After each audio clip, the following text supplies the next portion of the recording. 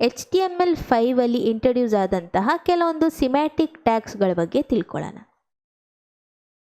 So HTML5ಗಿಂತ ಮುಂಚೆ ನಾವು ಒಂದು ವೆಬ್ ಪೇಜಲ್ಲಿ ಈ ಕೆಲವೊಂದು ಕಂಟೆಂಟ್ಗಳನ್ನು ಡಿವೈಡ್ ಮಾಡಲಿಕ್ಕೆ ನಾವು div ಟ್ಯಾಗನ್ನು ಯೂಸ್ ಮಾಡ್ತಿದ್ವಿ. ಫಾರ್ ಎಕ್ಸಾಂಪಲ್, ನಿಮಗೆ ಒಂದು ಹೆಡ್ಡರನ್ನು ಬರಿಬೇಕು ಅಂದರೆ ನೀವು ಒಂದು div ಟ್ಯಾಗನ್ನು ಬರೆದು ಆ div ಟ್ಯಾಗ್ ಒಳಗೆ ನಿಮ್ಮ ಹೆಡ್ಡರಲ್ಲಿ ಬೇಕಾದಂಥ ಕಂಟೆಂಟ್ಗಳನ್ನು ಬರೆಯುವಂಥದ್ದು. ಓಕೆ, ಸೊ ಅದೇ ಥರ ನಿಮಗೆ ಒಂದು ನ್ಯಾವ್ ಬಾರನ್ನು ಡಿಸ್ಪ್ಲೇ ಮಾಡಬೇಕು ಅಂದರೆ ಸೊ ಇನ್ನೊಂದು div ಅನ್ನು ಕ್ರಿಯೇಟ್ ಮಾಡಿ ಆ div ಒಳಗೆ ನೀವು ನ್ಯಾವ್ ಬಾರಿನ ಕಂಟೆಂಟನ್ನು ಬರೆಯುವಂಥದ್ದು. ಓಕೆ, ಸೊ ಈ ಥರ ನಾವು ಎಲ್ಲದಕ್ಕೂ div ಟ್ಯಾಗನ್ನು ಯೂಸ್ ಮಾಡ್ತಿದ್ವಿ. ಸೊ ಈ HTML5ಅಲ್ಲಿ ಕೆಲವೊಂದು ಸಿಮ್ಯಾಟಿಕ್ ಟ್ಯಾಗ್ಸ್ಗಳನ್ನು ಇಂಟ್ರಡ್ಯೂಸ್ ಮಾಡಿದರು. ಸೊ ಯಾವುದೆಲ್ಲ ಅಂತ ಒಂದೊಂದಾಗಿ ನೋಡೋಣ.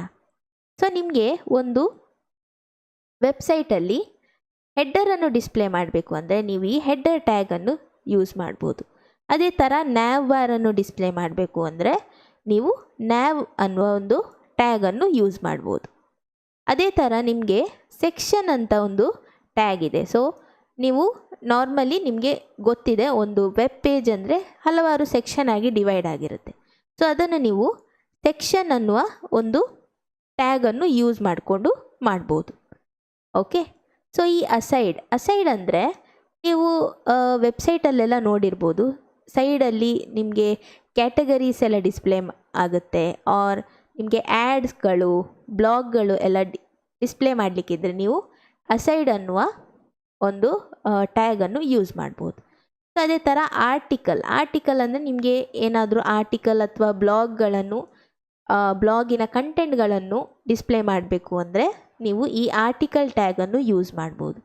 ಓಕೆ, ಸೊ ನೆಕ್ಸ್ಟ್ ಮೇನ್ ಅನ್ನುವ ಮೇನ್ ಟ್ಯಾಗ್ ಅಂದರೆ ನೀವು ನಿಮ್ಮ ವೆಬ್ಸೈಟಿನ ಮೇನ್ ಕಂಟೆಂಟ್ಗಳನ್ನು, for example article or heading or ಸೆಕ್ಷನ್ಗಳು, ಸೊ ಈ ಥರದ್ದು ಮೇನ್ ಟ್ಯಾಗ್ಸ್ಗಳನ್ನು ನೀವು ಈ ಮೇನ್ ಅನ್ನುವ ಟ್ಯಾಗ್ ಒಳಗೆ ಬರಿಬೋದು. ಸೊ ನಿಮ್ಮ ವೆಬ್ಸೈಟಿನ ಮೇನ್ ಕಂಟೆಂಟನ್ನು ಮೇನ್ ಟ್ಯಾಗ್ ಒಳಗೆ ಬರಿಬೋದು.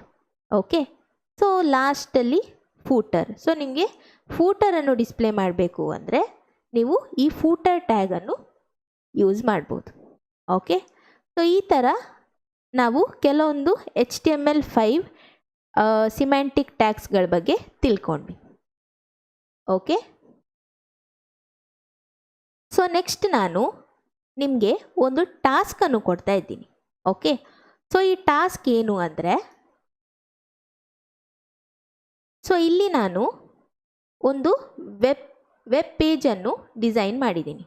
ಓಕೆ, ಸೊ ಇಲ್ಲಿ ನಾನು ಯಾವುದೇ ಥರದ್ದು HTML5 ಸಿಮ್ಯಾಂಟಿಕ್ ಟ್ಯಾಗ್ಸ್ಗಳನ್ನು ಯೂಸ್ ಮಾಡಲಿಲ್ಲ. ಓಕೆ, ಸೊ ಇದನ್ನು ನೀವು ಕನ್ಸಿಡರ್ ಮಾಡಬೇಡಿ, ಇದು ಜಸ್ಟ್ ಸ್ವಲ್ಪ ಸ್ಟೈಲಿಂಗನ್ನು ಕೊಟ್ಟಿದ್ದೀನಿ. ಓಕೆ, ಸೊ ಇಲ್ಲಿ ನೀವು ನೋಡಿದರೆ ನಾನು ಎಲ್ಲವನ್ನು ಕೂಡ ಈ div ಟ್ಯಾಗ್ ಒಳಗೆ ಬರೆದಿದ್ದೀನಿ. ಓಕೆ, ಸೊ ನಿಮಗೆ ನಾನು ಕೊಡುವಂತಹ ಟಾಸ್ಕ್ ಏನು ಅಂದರೆ, ನೀವು ಈ div ಟ್ಯಾಗ್ಸ್ಗಳನ್ನು HTML5 ಸಿಮ್ಯಾಂಟಿಕ್ ಟ್ಯಾಗ್ಸ್ಗಳಿಂದ ರೀಪ್ಲೇಸ್ ಮಾಡಬೇಕು. ಓಕೆ, ಸೊ ನೀವು ಇಲ್ಲಿ ನಮ್ಮ ಬ್ರೌಸರನ್ನು ನೋಡಿದರೆ ಸೊ ಇಲ್ಲಿ ಒಂದು ಹೆಡ್ಡರ್ ಇದೆ, ಒಂದು ಸೆಕ್ಷನ್ ಇದೆ, ಅದೇ ಥರ ಒಂದು ಸೈಡ್ ಬಾರ್ ಇದೆ, ನೆಕ್ಸ್ಟ್ ಆರ್ಟಿಕಲ್ಗಳಿವೆ. ಸೊ ಅದೇ ಥರ ನಿಮಗೆ ಫೂಟರ್ ಕೂಡ ನೋಡ್ಬೋದು. ಓಕೆ, ಸೊ ಈ ಥರ ಒಂದು ವೆಬ್ ಪೇಜನ್ನು ಡಿಸೈನ್ ಮಾಡಿದ್ದೀನಿ.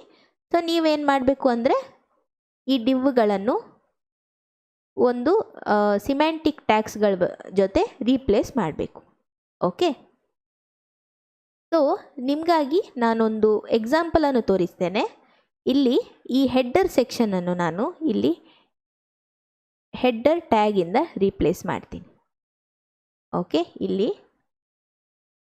ಹೆಡ್ಡರ್ ಅಂತ ಬರಿತೀನಿ, ಅದೇ ಥರ ಇಲ್ಲಿ ಕೂಡ ಹೆಡ್ಡರ್ ಅಂತ ಕೊಡ್ತೀನಿ.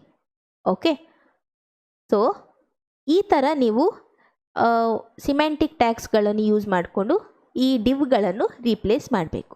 ಓಕೆ, ಸೊ ನಾವು ನಮ್ಮ ನೆಕ್ಸ್ಟ್ ವಿಡಿಯೋದಲ್ಲಿ ಇದಕ್ಕೆ ನಾವು ಸೊಲ್ಯೂಷನನ್ನು ನೋಡೋಣ. ಓಕೆ, ಸೊ ನೀವು ಇದನ್ನು ಟ್ರೈ ಮಾಡಿರಿ. ಓಕೆ.